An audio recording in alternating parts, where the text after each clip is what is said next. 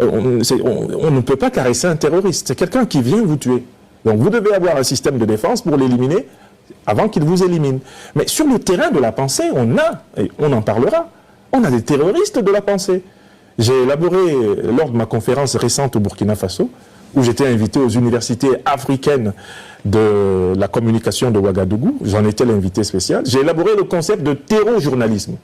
C'est quoi le terrojournalisme? C'est la production d'artefacts audiovisuels, écrits, qui semblent être de l'information et même de la communication, mais qui ont pour but d'entretenir des peuples entiers du monde dans la peur, afin d'imposer à leurs dirigeants et à leur gouvernement le pillage permanent de leurs ressources stratégiques. Les terrojournalistes, on les trouve à foison sur France 24, sur TV5, dans Jeune Afrique, etc. Et j'analyse tout cela. Mais alors, ces gens-là, vous vous rendez compte, ils sont co-responsables de tragédies humaines. Quand vous avez donc à porter la parole de ceux qui subissent les conséquences de cette pensée néocolonialiste, impérialiste, dictatoriale, de cette pensée raciste contre les Africains, mais il vous faut avoir de la pêche, hein, et il vaut mieux que vous soyez en bonne santé. Parce qu'ils ne vous feront pas de cadeaux et vous n'avez aucune raison de leur en faire. C'est une lutte à mort. C'est une lutte à la vie, à la mort, entre l'Afrique et ses ennemis.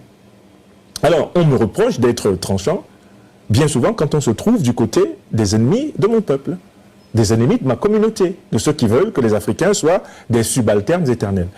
Pour tous les autres, ceux qui partagent avec moi cet idéal de fraternité, de solidarité, de vérité et de justice, je crois que je suis l'un des hommes les plus doux que l'on puisse connaître.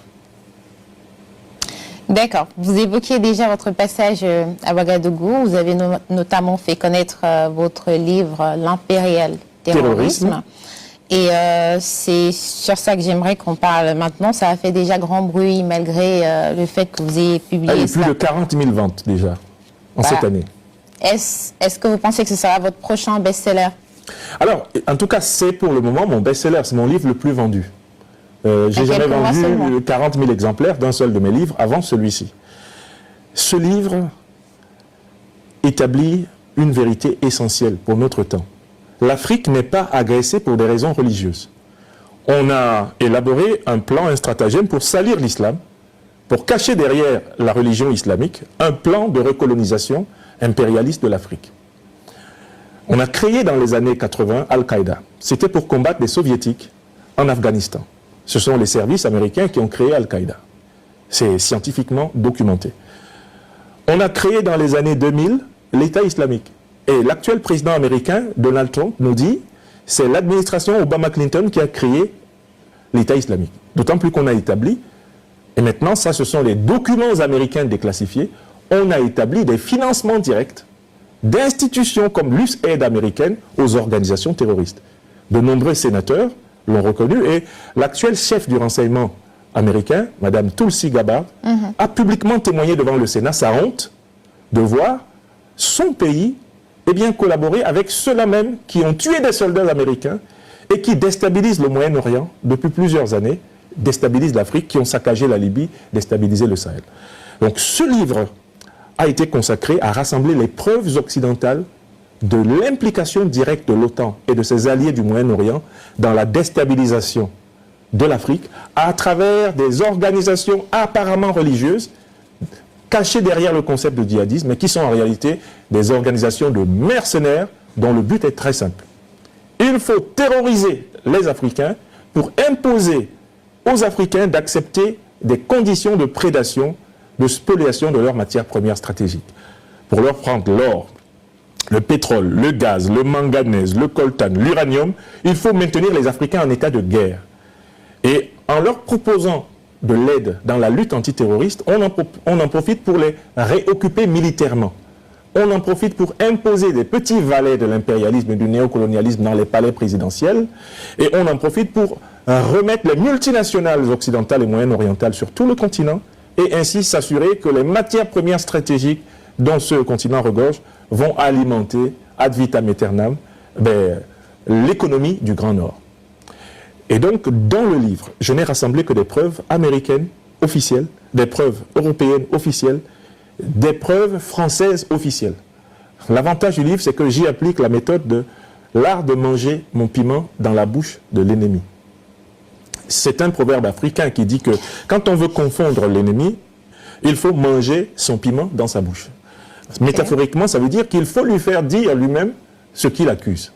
Et en effet, ce sont les documents officiels américains, déclassifiés par l'administration Trump, à travers d'ailleurs Madame Tulsi Gabbard et le milliardaire détenteur de X Twitter, Elon Musk. Ce sont ces documents qui sont cités. Ce sont les documents de France 24, reconnaissant que la France est le premier financier par la méthode des rançons des djihadistes au Sahel.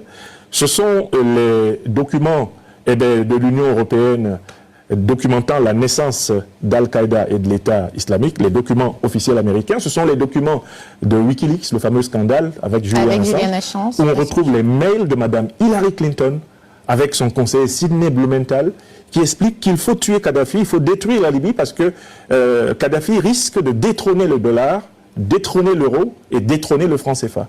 On retrouve les conversations directes entre Lavrov et Fabius en 2013, où Lavrov, ministre russe des Affaires étrangères, fait remarquer à Fabius, mais écoutez, vous nous demandez de ne pas faire veto à votre intervention, on est en 2013 au Mali, mais vous vous préparez à combattre, mon cher Laurent Fabius, ici au Mali, les terroristes que vous avez armés là-bas en Libye. Et la réponse de Laurent Fabius, c'est la vie. On retrouve toutes ces preuves qui mettent à bas le narratif d'un soi-disant djihadisme, d'une soi-disant guerre religieuse, de musulmans qui voudraient forcer des populations musulmanes. Davantage de division en Afrique. Hein. Mais écoutez, on prétend qu'on veut islamiser des musulmans. Le Mali, c'est 80% de musulmans. Le Sahel, c'est 80% de musulmans. Et ce sont les musulmans qui sont attaqués par ces terroristes qui prétendent vouloir leur imposer l'islam. Il y a un petit problème. Je suis déjà musulman, tu me tues pour que je sois ce que j'étais. En fait, c'est un faux narratif, ça ne marche pas. Et le livre, c'est vraiment la démystification totale de ce narratif, Mariam. Et ce livre mérite d'être lu parce qu'il dédouane non seulement la belle religion musulmane, que les Africains connaissent et qui se pratique dans la paix aux côtés du christianisme et de notre culte traditionnel, qui est plus ancien d'ailleurs que ces religions. Eh bien, le livre permet également de responsabiliser les gouvernements occidentaux dans l'expansion du terrorisme et de déniaiser les opinions qui étaient dans le narratif djihadisme, fanatisme religieux. Ça n'a rien à voir, ce sont des mercenaires. Ce ne sont pas des musulmans qui tuent en Afrique, ce sont des mercenaires des puissances impérialistes occidentales et moyen-orientales. Le livre en est la preuve absolue. Aucun procès en diffamation depuis qu'il est sorti au mois de février, parce que le livre est en réalité bétonné, il est implacable. Alors, c'est une contribution qui a pour but d'appeler les gouvernements africains à prendre leurs responsabilités, à revoir les relations diplomatiques en fonction de ces faits, appeler les juges africains à condamner les organisations terroristes, les auteurs et les États qui parrainent ces organisations. Et je salue la naissance de la Cour internationale pénale du Sahel, qui va juger de ces affaires. C'est aussi une manière de nous rendre responsables de créer des armées, des unions, des confédérations fortes pour protéger notre continent et ainsi assurer notre puissance. Alors, Monsieur Niamsi, vous avez parlé du terrojournalisme en Afrique et vous parlez aussi d'un récit médiatique qui déforme la réalité africaine. Comment changer cette narration, notamment depuis les médias africains eux-mêmes? Alors, moi je pense que la première des choses, c'est toujours de s'assurer de qui finance un média. Vous savez, celui qui finance un média, c'est lui qui dicte ce que le média doit faire. Donc il faut commencer par autonomiser financièrement les médias africains. Il faut que ces médias soient soit des médias d'État, donc financés sur les fonds publics, soit qu'ils soient des médias privés, mais dont on sait que ce sont des entrepreneurs locaux sur fonds propres qui les financent. Premier point, s'assurer que nous avons la capacité de financer nos médias. Or, c'est l'un des points faibles, c'est même le premier point faible du système médiatique africain. Deuxième point important, il nous faut filtrer les médias étrangers qui sont autorisés chez nous. Parce que tout le monde le fait chez lui. Or, l'Afrique, c'est le territoire, c'est le no man's land médiatique, où toutes les chaînes, toutes les influences entrent et sortent comme dans une cour du roi Péto. Il faut une législation pour protéger le mental des Africains de la pollution médiatique des impérialistes, des néocolonialistes et de tout ce qui, derrière les ONG, derrière les associations, derrière les bonnes intentions, viennent en réalité détruire les valeurs sociétales africaines en tentant d'imposer le transhumanisme, la perversion, la déviance, comme étant les nouvelles normes civilisationnelles. Il faut donc, par conséquent, encadrer les médias par la législation. Et puis, il y a un troisième niveau. Il nous faut former nos journalistes en leur donnant, non pas simplement la culture technique du journaliste que vous avez, celle qu'on obtient dans les écoles de journalisme, mais une conscience panafricaine. Parce qu'on ne peut pas exercer son journalisme un peu comme on ferait des recettes de cuisine. Il faut se dire, je suis journaliste, mais je suis africain, je suis africaine. Et quel est mon devoir envers ma communauté? En tant que journaliste, en tant que professionnel de l'information, quelles sont les limites que je ne dois pas franchir pour ne pas, littéralement, tirer une balle dans le pied de ma propre communauté? Donc, il me semble qu'il faut une dimension de conscience patriotique, citoyenne, panafricaine, à l'ensemble des professionnels des médias dans la période que nous traversons. Enfin, pour que nous ayons une presse de qualité, mais il faut qu'elle soit ouverte à tout le génie de la société. La presse doit laisser respirer la diversité des pensées. Elle ne doit pas être, comment je peux dire, elle ne doit pas être monochromique, elle ne doit pas être idéologiquement, je peux dire, psychorigide. La presse doit être un espace où on discute quand même. C'est-à-dire où on peut entendre ce qu'on ne voudrait pas entendre. Pour moi, voilà 4 conditions pour avoir une bonne presse et de bons médias en Afrique. L'Afrique est aujourd'hui à un carrefour décisif où la lucidité et la responsabilité collective ne sont plus des options mais des impératifs. Le constat de Franklin Nyamsi sur la situation politique et sécuritaire en Afrique, et particulièrement dans le Sahel et l'AES, est direct et sans détour. La lutte contre le terrorisme ne peut se faire à moitié. Il rappelle une vérité simple mais essentielle. On ne peut caresser un terroriste. Cette phrase, choquante de prime abord, traduit une réalité brutale que tout Africain conscient doit accepter. Face à ceux qui menacent la vie de nos peuples et la stabilité de nos États, la prudence seule ne suffit pas.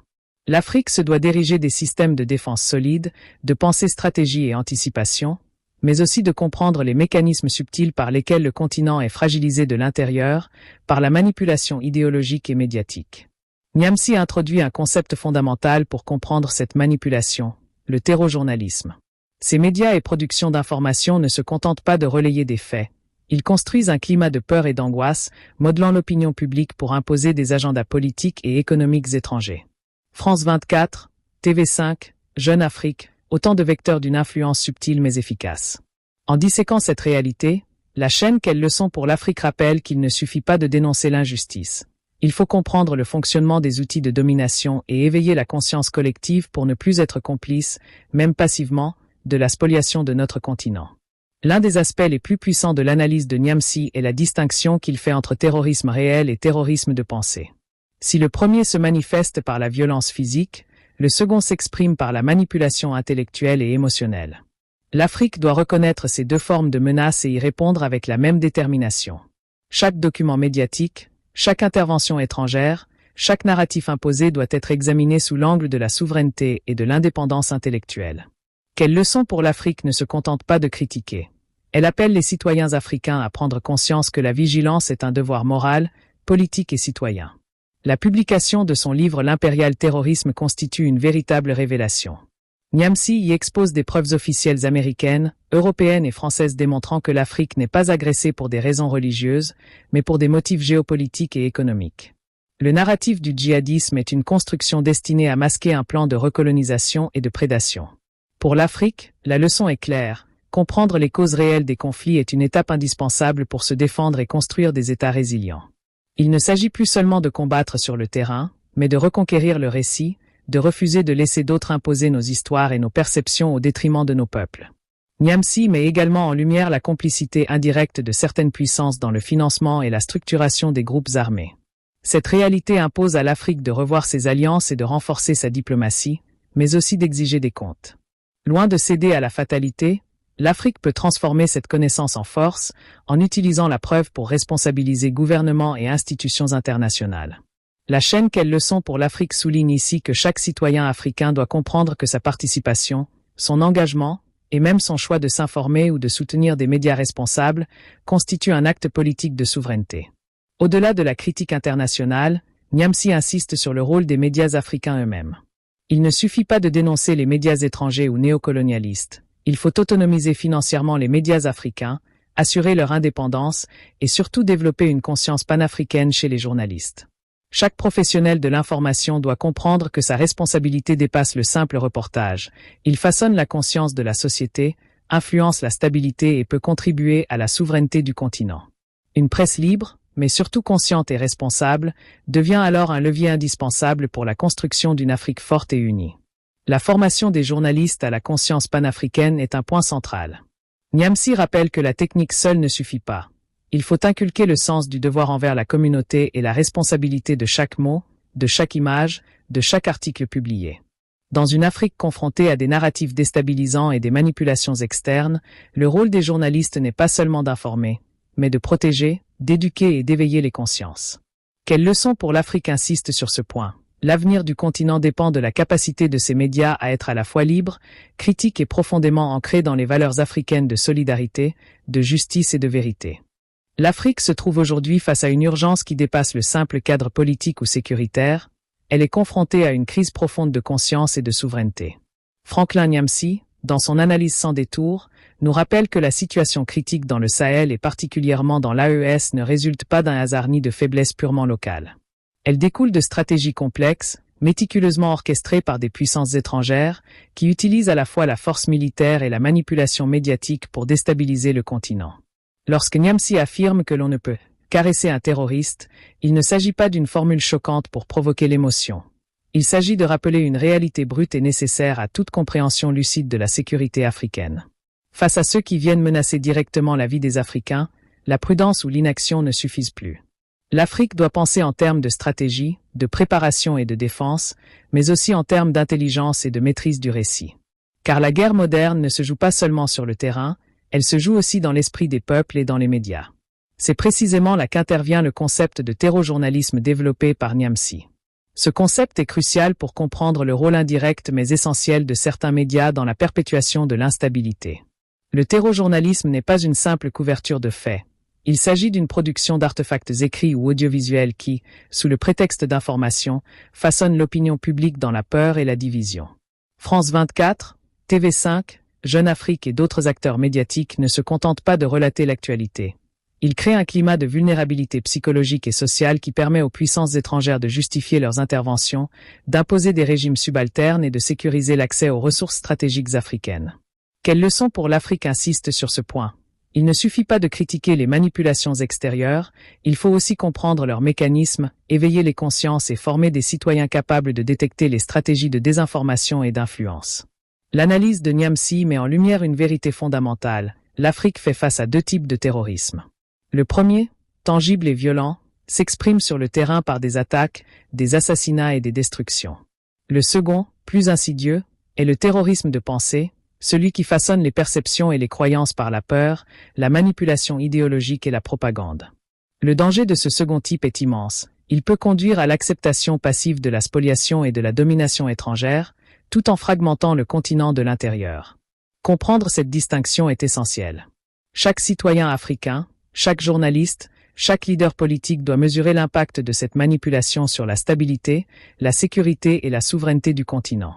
La mission de Quelle leçon pour l'Afrique est ici d'éclairer ces dynamiques, de révéler les véritables enjeux derrière les récits médiatiques et de responsabiliser les Africains dans leur rôle d'acteurs de changement. Le livre de Nyamsi, L'impérial terrorisme, constitue une arme intellectuelle de première importance. Il rassemble des preuves officielles américaines, européennes et françaises qui démontrent que l'agression contre l'Afrique n'est pas religieuse mais stratégique.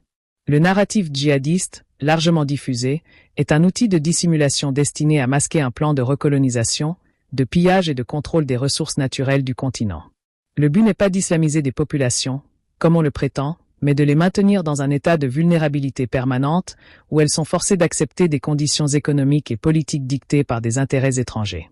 Cette révélation est capitale pour tous ceux qui veulent comprendre la géopolitique africaine contemporaine. Elle démontre que la clé de la souveraineté réside autant dans la compréhension des récits que dans la capacité à défendre les frontières physiques. Nyamsi met également en évidence la complicité indirecte de certaines puissances occidentales et de leurs alliés dans la structuration et le financement des groupes armés. Il ne s'agit pas seulement de dénoncer une manipulation extérieure, mais de montrer comment celle-ci est institutionnalisée et rendue systématique. Les Africains doivent tirer une leçon fondamentale de cette réalité. La souveraineté ne se construit pas uniquement par la résistance armée, elle se construit par l'information, la diplomatie et la vigilance citoyenne. Quelle leçon pour l'Afrique rappelle que chaque citoyen, en s'informant, en participant à la vie démocratique et en soutenant des médias responsables, contribue à cette reconstruction de l'indépendance intellectuelle et politique. La réflexion sur les médias africains est également centrale dans l'analyse de Niamsi. Pour qu'une presse africaine soit réellement efficace et souveraine, il ne suffit pas de dénoncer les influences étrangères. Il faut créer un système financier et structurel qui permette aux médias de fonctionner indépendamment, qu'ils soient publics ou privés, mais surtout locaux. Il est nécessaire de former les journalistes non seulement aux techniques du reportage, mais surtout à une conscience panafricaine. Chaque article, chaque reportage, chaque diffusion doit être pensé comme un acte de responsabilité envers le continent et les communautés locales. Dans une Afrique où la manipulation médiatique externe est omniprésente, la conscience professionnelle et patriotique devient une arme aussi importante que les forces armées. Quelle leçon pour l'Afrique rappelle ici que la véritable liberté de l'Afrique passe par l'indépendance intellectuelle de ses médias et par la formation d'une presse consciente de sa mission historique. Niamsi souligne enfin l'importance de la diversité des voix et des idées dans la presse africaine. La presse ne doit pas être monochrome ni psychorigide, elle doit permettre la discussion, la confrontation d'opinions et la réflexion collective. Cette ouverture n'est pas un luxe mais une nécessité dans un continent où les narratifs imposés de l'extérieur cherchent à diviser et à affaiblir. La responsabilité des journalistes africains est immense. Ils doivent être les gardiens de l'intégrité intellectuelle, les éclaireurs d'une société capable de penser par elle-même et de résister aux manipulations étrangères. Quelle leçon pour l'Afrique incite donc chaque spectateur à réfléchir à sa propre responsabilité. L'engagement citoyen, la diffusion d'informations fiables et la vigilance collective sont des actes de souveraineté, aussi cruciaux que la défense militaire ou la diplomatie internationale. Cette première partie établit donc les fondations d'une réflexion indispensable. L'Afrique ne peut se contenter de réactions ponctuelles. Elle doit comprendre les mécanismes de manipulation, renforcer ses médias, former des citoyens et des journalistes responsables, et reprendre le contrôle de son récit. La conscience collective est le premier rempart contre la domination et la violence étrangère. La chaîne Quelle leçon pour l'Afrique pose un défi à chaque Africain. Être acteur de son destin, comprendre les véritables causes des crises, et utiliser cette connaissance pour construire une Afrique plus forte, plus souveraine et plus juste. Il est essentiel, à ce stade, de comprendre que la lutte pour la souveraineté et la dignité africaine ne se limite pas à la dénonciation des manipulations extérieures ou à la lecture des preuves contenues dans l'impérial terrorisme. Chaque citoyen, chaque gouvernant, chaque journaliste et chaque acteur de la société africaine est appelé à devenir un vecteur actif de changement. Niamsi insiste sur la responsabilité directe des gouvernements africains. Il ne suffit plus de survivre à la pression extérieure, il faut bâtir des États forts, capables de protéger leur population et leurs ressources stratégiques. La création de la Cour internationale pénale du Sahel, saluée par Niamsi, est un pas dans cette direction. Elle symbolise la nécessité de mettre fin à l'impunité, de juger les auteurs et les sponsors du terrorisme et de créer un cadre juridique continental qui protège l'Afrique de l'ingérence et de la manipulation. Quelle leçon pour l'Afrique invite ici chaque spectateur à saisir que la justice et la responsabilité collective ne sont pas abstraites. Elles se traduisent par des institutions solides, des lois appliquées et une vigilance permanente des peuples. Au-delà de la justice, c'est la construction d'une diplomatie africaine indépendante qui s'impose comme une priorité. Niamsi révèle, preuve à l'appui, que les interventions militaires et la création de groupes armés ont toujours été planifiées en dehors du continent, souvent avec le soutien tacite ou actif de gouvernements étrangers. L'Afrique ne peut plus accepter d'être manipulée par des agendas extérieurs qui utilisent la religion, la peur et le chaos pour imposer des régimes subalternes et exploiter ses ressources. Les gouvernements africains doivent donc développer une diplomatie stratégique et autonome, fondée sur la connaissance, la prévoyance et la solidarité continentale. Chaque État africain, individuellement et collectivement, doit poser la question: comment protéger nos peuples tout en préservant nos richesses naturelles et en consolidant notre indépendance politique? Niamsi attire également l'attention sur le rôle des médias africains dans cette dynamique. La souveraineté ne peut exister sans un contrôle de l'information et une formation de professionnels capables de résister aux influences étrangères. Les journalistes africains ne sont pas seulement des narrateurs de faits, ils sont des acteurs clés dans la consolidation de la conscience collective. La presse africaine doit devenir un espace où les idées circulent librement mais de manière éclairée, où la diversité des opinions est respectée mais toujours guidée par un sens de responsabilité envers la communauté et le continent. La chaîne Quelle leçon pour l'Afrique souligne que la qualité des médias africains est directement liée à la capacité des populations à comprendre leur environnement, à identifier les manipulations et à faire des choix éclairés pour leur avenir. Former des journalistes avec une conscience panafricaine et une éthique solide devient ainsi un levier stratégique de protection et de renaissance continentale. La question du financement est également cruciale. Les médias africains doivent être indépendants financièrement, qu'ils soient publics ou privés, afin de ne pas se soumettre aux dictats des bailleurs étrangers. La dépendance économique crée une forme de soumission silencieuse, permettant aux puissances extérieures de façonner l'opinion publique et d'orienter les décisions politiques. La leçon pour l'Afrique est claire, l'indépendance médiatique et intellectuelle est la première étape vers une véritable souveraineté. Chaque citoyen, en soutenant des médias locaux et responsables, participe à cette reconstruction. Quelle leçon pour l'Afrique rappelle que s'informer consciemment, commenter, partager et débattre devient un acte politique, un geste concret de protection de notre continent et de notre héritage collectif.